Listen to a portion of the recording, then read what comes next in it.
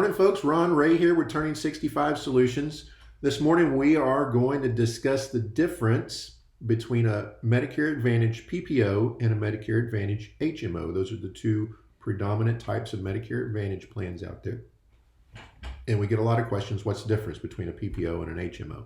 So real quickly, I think in just a few minutes, I can give you just kind of the main difference between the two.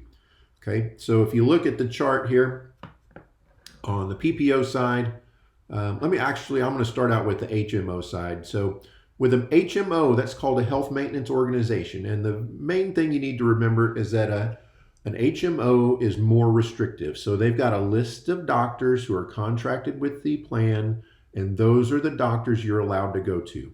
If you go to a doctor that's not on the list, the insurance company is not going to pay a penny. You're on your own.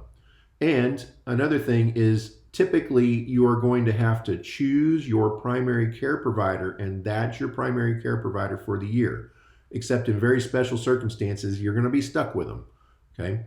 And now, because they're more restrictive in not only the list of doctors that you can go to, but where you can go. So that list of doctors may be very regional. It may cover, one or two counties around where you live. May be very small, or it may cover a certain section of your state. Like in Texas, we're obviously a very big state, so it might only cover a quarter or a 10% of the territory of the state. And if you travel or move out of that territory, well, your insurance might not work anymore, and you may have to find a new insurance plan. Okay, but because they're more restrictive, they're typically going to be a little less expensive. So the out-of-pocket will be lower. The annual maximums may be lower compared to $7,500 annual maximum for a PPO. Your HMO may only be $3,500, for example. They may have low or no premiums. Now remember, you're always going to pay the Medicare Part B premium. Currently in 2021, it's $148.50 a month. That still comes out of your Social Security check. You still send that to Medicare, but now Medicare's sending that over to the HMO, and because the HMO is very restrictive, they're able to not charge you anything above that. Your out-of-pocket's going to be lower. Your co-payments, you may have a zero co-payment for your family doctor, for your primary care doctor, and your specialist visits are typically going to be a little bit lower than with a PPO. So they may only be, $20 or $25 versus, $35 or $40 or $50 with a PPO. The network is smaller, doesn't cover out-of-network care.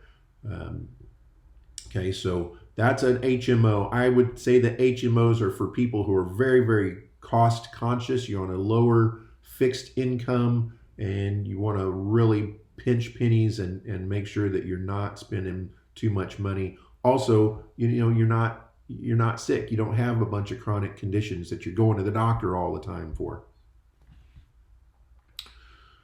And so because of that, you want the freedom to go to specialists, because another thing that is usually going to be required with an HMO is a referral. So if you need to go see a specialist, you're usually going to have to get a referral from your primary care doctor.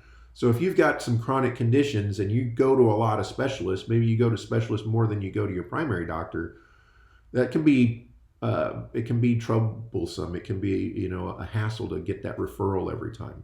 So that's with a HMO. Now with a PPO, those networks are bigger. Not only are they bigger, they have more doctors in them maybe, but they also cover a bigger territory. So they may cover the whole state, or may even be nationwide networks. So as long as you can find a doctor who accepts the insurance, you're good wherever you go. Now, not only do they have bigger networks, but the PPO, the main difference is that they will allow you to go to doctors that aren't on the list. They're not contracted with the company. So as long as that doctor agrees to bill the company and accept whatever amount that company is going to pay them, they do not have to be contracted. So they don't have to be on the list. Now, here's what that means to you, though, is that if you go to a doctor that's not in the network, then you will pay the out-of-network cost, which can be 2 or 3 times the in-network cost.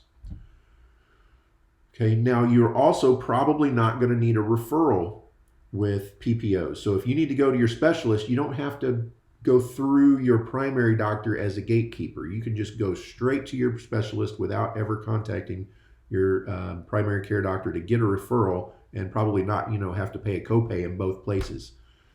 Now, because the PPOs are more open, they're going to cost you more. They're a little bit more expensive to operate.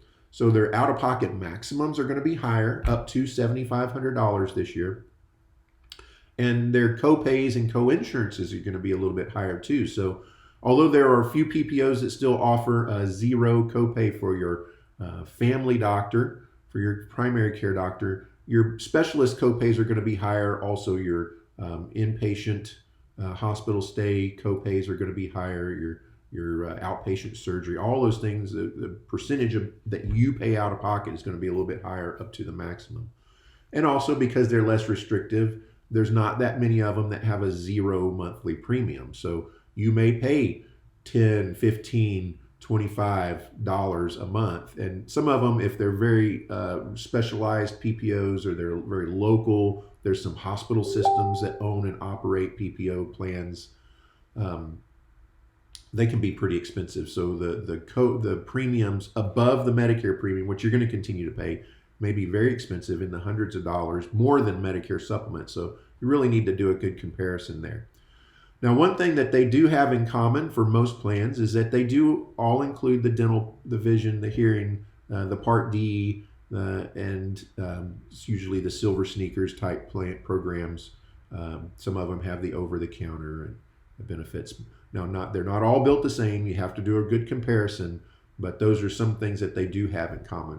I've got a good article on my blog page on my website, Turning 65 Solutions, which the web address is www.t65s.